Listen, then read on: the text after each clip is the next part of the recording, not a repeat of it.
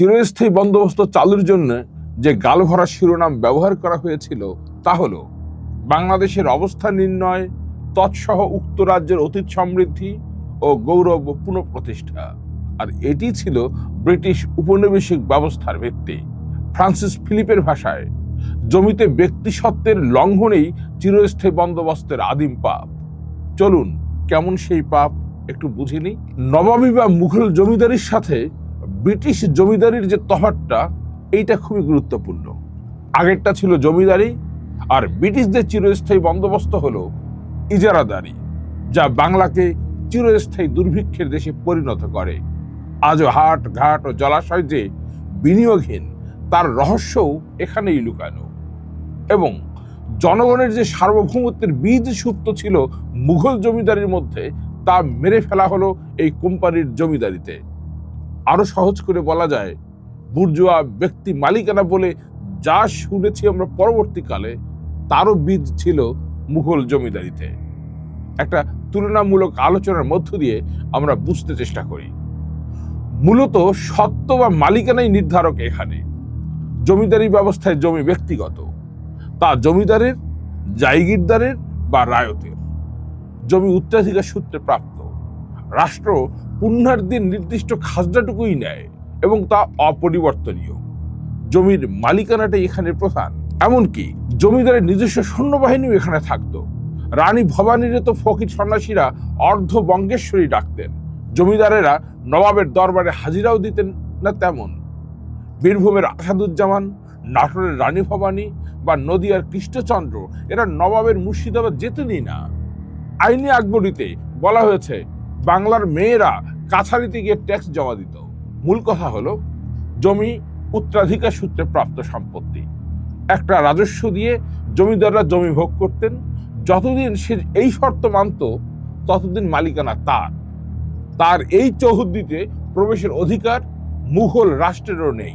মানে ব্যক্তিগত পবিত্র ভূমিসত্ত্বের অধিকার অলঙ্ঘনীয়। অন্যদিকে চিরস্থায়ী জমিদারি ব্যবস্থায় জমির মালিক রাষ্ট্র, আর জমিদার রাষ্ট্রের কর্মচারী মাত্র। এখানে নিলাম ডাকা হয়, সর্বোচ্চ দরদাতা খাজনা তোলার দায়িত্ব পায়। খাজনার হারও উঁচু এবং পরিবর্তনীয়, কারণ বারবার নিলাম ডাকা হয়।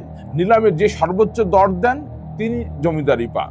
ফলে জমি যখন নিজের জন্য নয়, তখন জমিতে আর মায়া মমতা জন্মায় না, তাই বিনিয়োগও হয় না।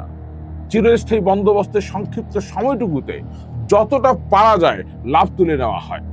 তাছাড়া জমিতে উৎপাদন বাড়লেই রাষ্ট্রের খাই বাড়ে।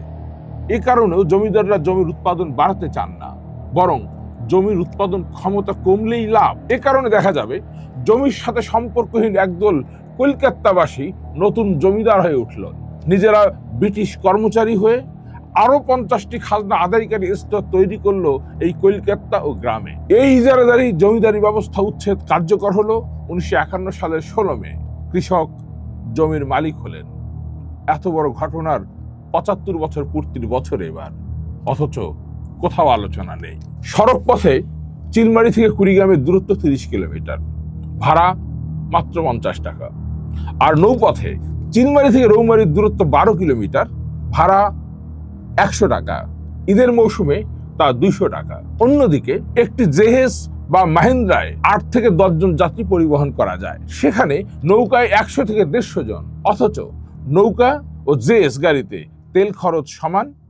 আর একটি জেএস মাহিন্দ্রার দাম যেখানে 3 লাখ টাকা, সেখানে নৌকার দাম মাত্র 1.5 লাখ। মাহিন্দ্রার সাথে তুলনায় নৌকায় জনপ্রতি ভাড়া হওয়ার কথা 3 থেকে 5 টাকা। তবুও 5 টাকার ভাড়া 150 টাকা হলো কেন? এই টাকার ভাগই বা পায় কারা? উত্তর হলো ঘাটের ইজারাদারি। 2022 সালের অক্টোবর নভেম্বরের ঘটনা। একটা 40 টাকার বাস বেচাইলেও 8 টাকা খাজনা দেওয়া লাগে। নগদ চালু হয়েছে ঘাট খাজনা। রৌমারীর জাফরগঞ্জের উমেদ আলী ও নাম প্রকাশ না করার শর্তে সুন্দরগঞ্জের লালচামারের একজন এই কথাটি বলেন। খাজনায় অস্থির চরাঞ্চলের লাখো বাসিন্দা। প্রতিবার উপজেলার ভোট আসে, আর আসে জোরগাছ হাটের খাজনার জলম নিরসনের প্রতিশ্রুতি। আর দিনের পর দিন খাজনার হার বাড়তেই থাকে। গরুর পাইকার উলিপুর ধামশ্রেণীর ব্যাপারে আবুল কাশেম ও উলিপুর সদরের আমিনুল, তারা খাজনার রসিদ দেখান। রসিদে গরুর মূল্য লেখা 50,000, কিন্তু খাজনার ঘর ফাঁকা। তারা জানান বিক্রেতার কাছে খাজনা নিয়েছে 300 টাকা ও তাদের কাছে 400 টাকা। এটা আজ থেকে 5 বছর আগের ঘটনা। এখন জামালপুর জেলার হাটগুলোতে তা 5 থেকে 10% পর্যন্ত। ঘোড়া উত্তরা বাংলা নদী। আগে মূল নদীতে জেলেরা মাছ ধরতে পারতেন। 1990 সালে নতুন ইজারাদার মূল নদীতে মানে ভাসান পানিতে মাছ ধরা নিষিদ্ধ করলো। তা ছড়িয়ে পড়ল কিশোরগঞ্জ, নেত্রকোনা সহ পুরো হাওড় অঞ্চলে। তাই আন্দোলনটির নাম ছিল ভাসান পানির আন্দোলন। 1991 সালের 29 ডিসেম্বর, আজ থেকে 35 বছর আগে, ইজারাদারের গুলিতে শহীদ হন সঞ্জীব দাস সহ কয়েকজন। হাসনাত কায়ুম, হরিপদ নান্টুদের 1993 সালের 31 জানুয়ারি জেলে ঢোকানো হলো। দাবি গিয়ে ঠেকল জালজার জলাতার মানে জলাশয় থেকে জমিদারি প্রথা উচ্ছেদের। পরে জেলেরা লিজ নেন। আন্দোলনটি ছড়িয়ে পড়ে ইটনা, মিঠামইন, অষ্টগ্রামেও। কথাগুলো কামের বালির জেলেপাড়ার অশ্বিনী দাসের। তিনি ছিলেন ওই আন্দোলনের গ্রামের সদস্য সচিব। বিদ্যুৎ দাস বয়স 40। উনি জানান 2002-03 সালে পত্রিকায় নাম ছাপা হওয়ার পর পুরো জেলেপাড়ার মানুষকে নদীতে স্নান করতে নিষেধ করা হয়েছিল। কামের বাউলি জেলেপাড়ার নেপাল দাস, যার বয়স 62, সুদাম দাস, যার বয়স 32, তিনি জানান ফেরিঘাট থেকে আধা কিলোমিটার এলাকা জুড়ে ইজারাদারদের প্রভাব এতটাই শক্ত যে জেলেদের কাছ থেকে নিয়মিত খাজনা আদায় করা হয়।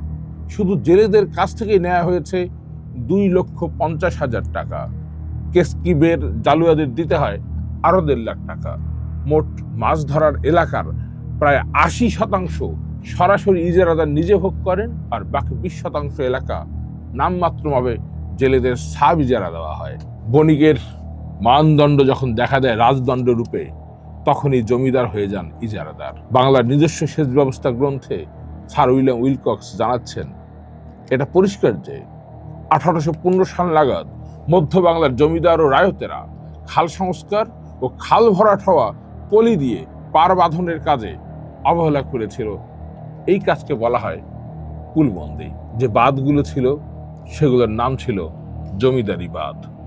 কেন অবহেলা করলেন ব্রিটিশ জমিদার ও রায়তেরা? কারণ নবাবদের নামমাত্র জলকরকে ব্রিটিশরা নদীতেও ইজারাদারির মতো নিলামে ওঠালো। ফলে সস্তা নৌপথ বিলাসে পরিণত হলো। সড়ক পথের চেয়ে নৌপথে ভাড়া বেড়ে গেল। প্রকৃতির সুবিধাটি একা রাষ্ট্র অধিকার করলো। ব্রিটিশ পূর্ব আমলে যেটা ছিল প্রকৃতিতে সবার অধিকার, সেটা এতে যেটুকু রাজস্ব পায় তার পরিমাণ একেবারে অকিঞ্চিতকর, কিন্তু তার বোঝা অসহনীয়। লর্ড কর্নওয়ালিসের যে 8টি দোষের কথা ব্রিটেনের পার্লামেন্টে তোলা হয়েছিল, তার প্রথমটি ছিল রাজস্ব নীতি নিয়ে। সেদিনও বলা হয়, আমাদের শাসন ব্যবস্থায় রাজস্ব বৃদ্ধির প্রবৃত্তিকে অটলভাবে অনুসরণ করার ফলেই এদেশের সর্বনাশ ঘটেছে এবং সত্যি যে কোনো অর্থনৈতিক লাভ এতে হয় না, সে কথা অদূর ভবিষ্যতে বোঝা যাবে। 22 জানুয়ারি 1776 কথাগুলো বলেছেন ফ্রান্সিস ফিলিপ। অথচ 1793 সনের ইজারাদারি ব্যবস্থা এখনো হাট ঘাট ও জলাশয়ে রেখে দিয়েছে আমরা। কৃষক, মাঝি ও জেলেদের ব্যক্তি মালিকানা লঙ্ঘনের চিরস্থায়ী বন্দোবস্তের আদিম পাপ স্বাধীন বাংলাদেশে আমরা মুছবো না।